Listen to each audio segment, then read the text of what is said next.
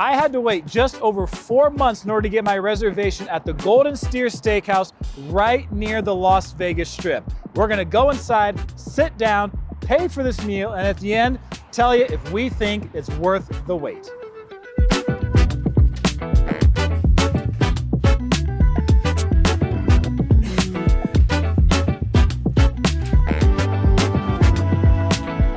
Just got sat down at our table. First impressions here on a Monday night at 8:30, what do you think? I like it. It's a lot of people here, but it's still comfortable, so you don't feel crowded. But I love the old school vibe. Like in the front, they have the shotgun up and the wood paneling and the steer horns and all the pictures. It's very old school Vegas vibe. I like it. And the service already was really nice. So we ended up getting sat down at a table, but they do have some booths available, so including ones that have like this dark, like kind of rich red color. So for some of you who want to do that, that's a nice touch. We did not request anything like that, but place is pretty full on a Monday. Noise level is not too bad for how full the place is. It's better than Hugo's, because Hugo's cellar has a low ceiling, so the noise comes on top of you. Not quite as good though as like Oscar's Steakhouse, which is a higher ceiling, but for the amount of people in here, I'd say it's worth, you can have a conversation pretty well for the most part. First time for you, right? Yeah. So did he tell you a little bit about us? No. It's the oldest steakhouse in town. We've been here since 1958. Our butcher's been with us for 42 years. Oh, wow. All of our steaks are prime and they are wood aged for a minimum of 35 days. Signature steak is going to be that 24-ounce ribeye.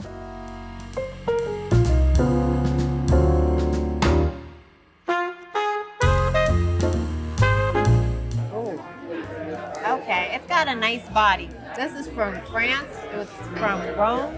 It's good. It's good. It's kind of light.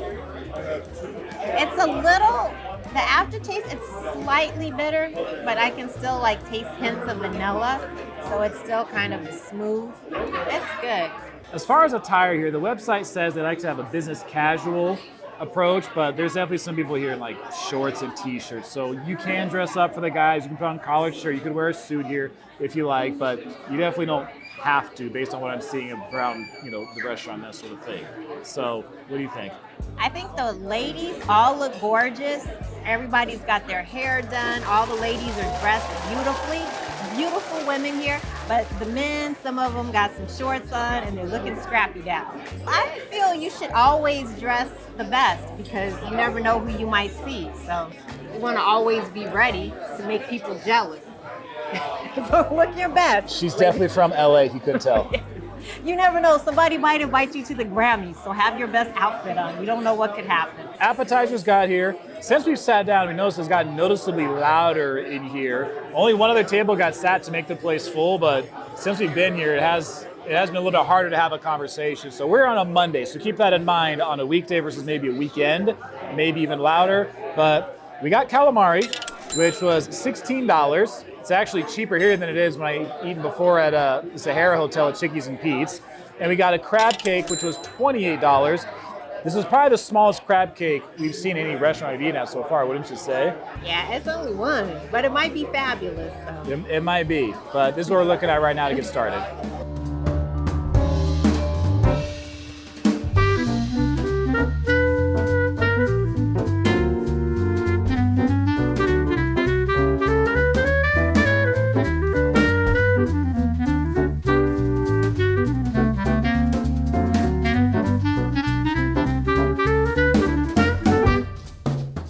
Good. It's got kind of a dill flavor. I like the outside to be maybe just a little more crispy, but that's me. I like stuff burnt. But the crab meat inside is good. It's very fresh. Very fresh. Whoops. And flaky.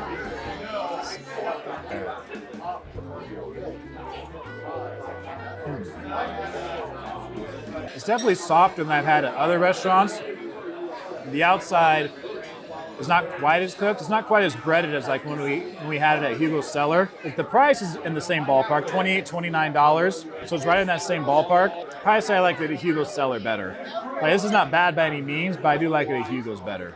Yeah, just maybe if it was cooked just a little bit more crispy. But it is fresh and it's good quality. It's so proper. Huh? It's so proper. What am I supposed to do? grease in it.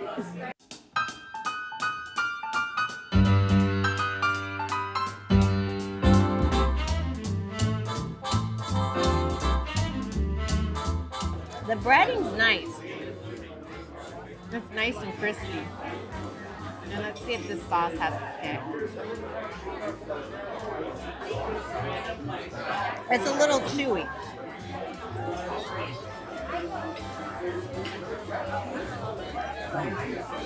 Depending on which piece you get. Some is more chewy, some is a bit more crunchy. So, I like the salt. Yeah, you probably say a little salty, right? That's what I would say. I like that. For 16 bucks, I enjoy it. I have paid more before for less quality calamari. So for 16 bucks, I think this makes a good appetizer. It's good. It's nice, but I feel like if you come here, maybe skip it and get something else. But it's still good. Like maybe if you're just at the bar, get it. But if you're gonna get it, yeah, you don't need it. This one's delicious. So it's Pillar and Post from Paul Hobbs from Napa Valley. So nice. This one's much heavier, but it's so smooth. Just a smooth taste, kind of like a little bit of a currant. So you can taste like currant, a little bit of cherry. So just perfect and dry. So this is the one to go with the steak. Food has arrived. Place is like half empty now, so it's much quieter, so perfect as you're gonna eat. So I got the 12-ounce filet mignon, and then as my side, I got the twice baked potato. I was told it's one of the most popular, or actually the most popular side dish that people order, so I got my protein and I got my carbs. And Natasha? I got a big old, I think it's 24-ounce ribeye, which they are famous for. And I got my sides, I got mushrooms. And yes, it's well done. People have to say something about it. I mix with Haitian. We eat our meat well done in Haiti. I got mine medium rare, don't worry.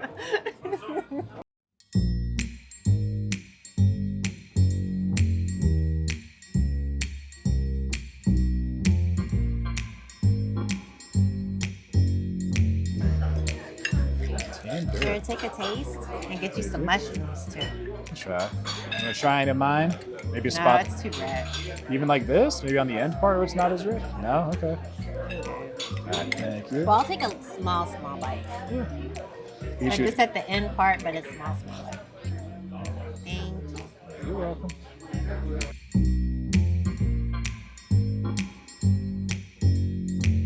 This already, filet mignon, feels nice and tender, right? It's not gonna have nearly as much marbling as like, a ribeye or something like that. So remember, you get this medium rare.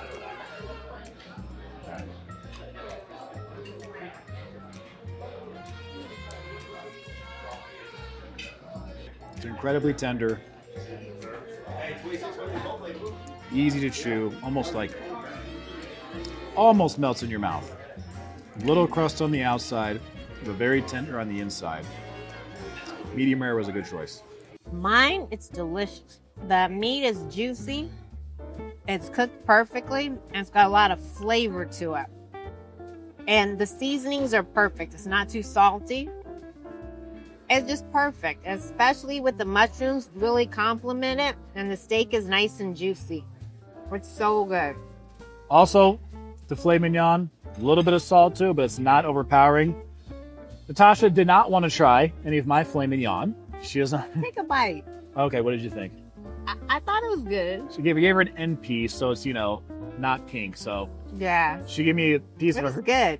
She gave me some of her ribeye, which is good for being well done. It does still have a good flavor to it. I will say that. Obviously, the texture is different than a filet mignon, but I do like both. I like the ribeye better because I can feel like you can feel that it's aged.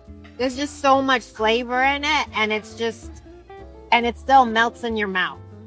It's amazing. Is there much of a buttery flavor to it? Yes. Yeah. It is buttery flavor. So you can definitely taste the butter. And then with the mushrooms, that enhances the flavor of the steak. So I think the mushrooms is the perfect side to get with this. We're gonna try this twice baked potato.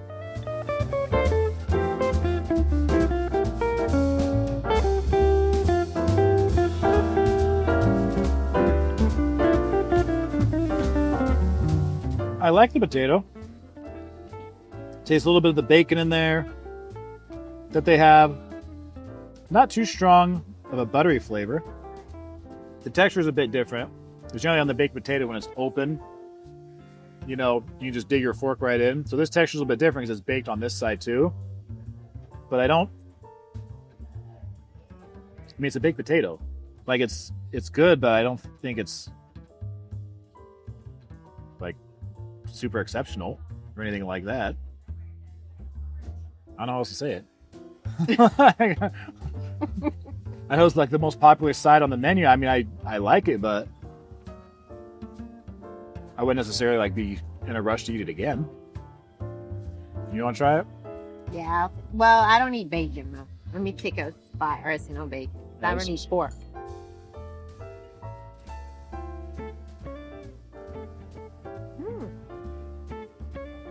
Oh, I like it. It's nice and creamy. Let me try the skin. See how that is. That's how you can tell when a baked potato is good, is how they cook the skin.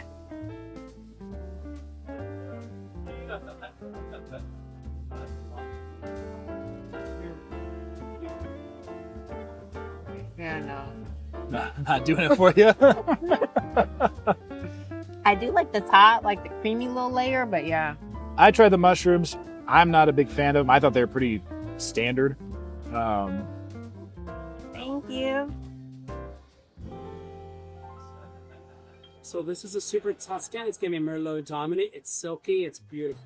Oh, okay. What you call it? It's a super Tuscan. Oh, super Tuscan. I was thinking about getting the super Tuscan. Let's see.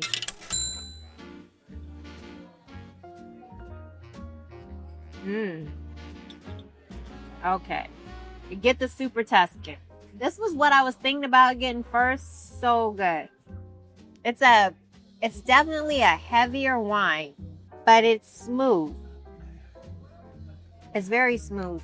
And with this, it does have some, like, I'd say blackberry undertones. It's not sweet, it's dry. But it doesn't give you that pucker at the end. It's still very smooth. I think, too, with the red wines that I got, enhanced the flavor of the mushrooms. So possibly if I wouldn't have had the mushrooms without the red wine, maybe it wouldn't have, because like how Jacob didn't think they were extraordinary.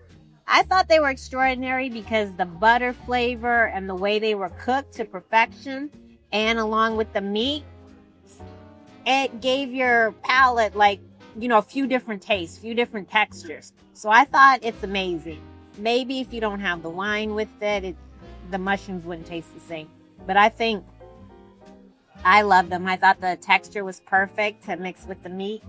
And with the wines really enhance the flavor of the meat and the mushrooms. And like this one, that's the heaviest out of all of them that I've had, definitely enhances the flavor. What they messed up on the mushrooms, Elaine? Would you say they messed up on the mushrooms, though? I didn't say they messed up on No, but they put something you didn't want. Oh. Well, I said no onions and it had like some chives on it. So that's in the same family as onions. So it didn't have onions, but it just had chives. I'm not an onions expert, but I guess she knows that better than I do. Well, I'm allergic, so. Oh, I got you, so. But I mean, I could eat around it. It's still good. So, but if you're not a onions or if you're not a chives person too, I would say I should have let them know anything that is in the onion family I can't do.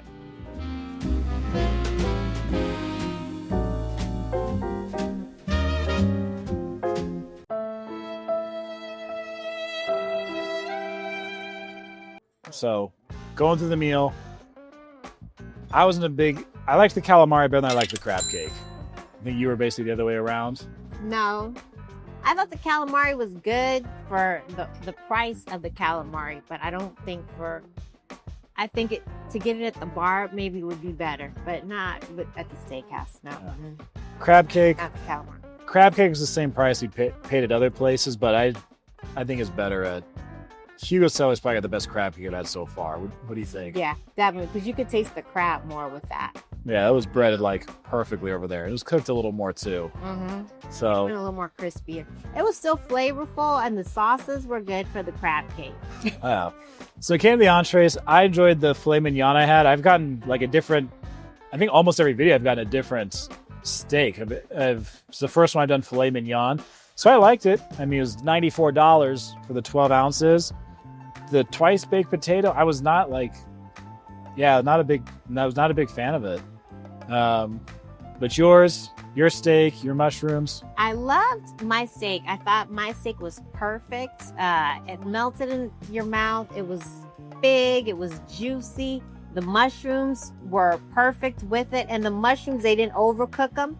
They cooked them enough so you could still get the texture of the mushrooms.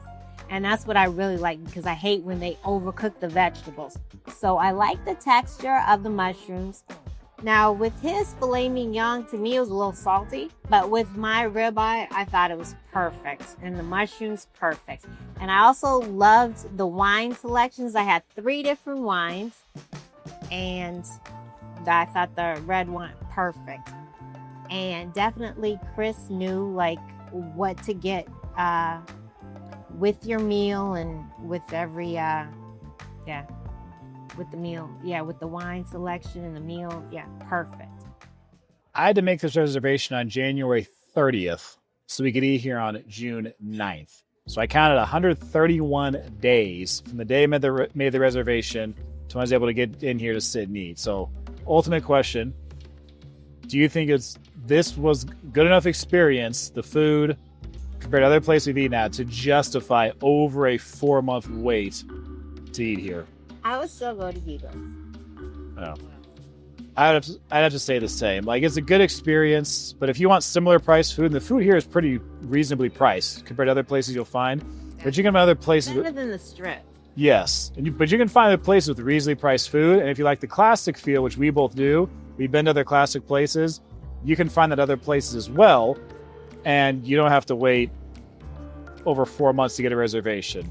Now, I'll say this. If you're going to come here as like a group, bachelorette party, or work group, conference, and they've already got something set up, go for it, enjoy. If you can come in and hopefully like walk in, grab a spot at the bar, you can get a spot, especially if you're a solo traveler, go for it, enjoy. But would I go through like this much again to plan to come eat here? And I know that's the position most of you are going to be in. I have to say no. I would not. So, any other touches? I agree. Because it was delicious and it was nice and the service was great, but Yes. It's still, I mean, for what? 120, no. Yeah, not for that wait. No, there's so many other food options and restaurants you can go to in Vegas that I would, especially being here local. Like, I would not want to wait this long again. There's so many other places we could just call a day or two in advance, make a reservation, and just go and enjoy it and have an experience that's plenty memorable and plenty enjoyable without waiting this long. So I think we're in agreement as good a job as they do in numerous areas of this place. I don't think it's enough to justify a 4+ month wait time to eat here.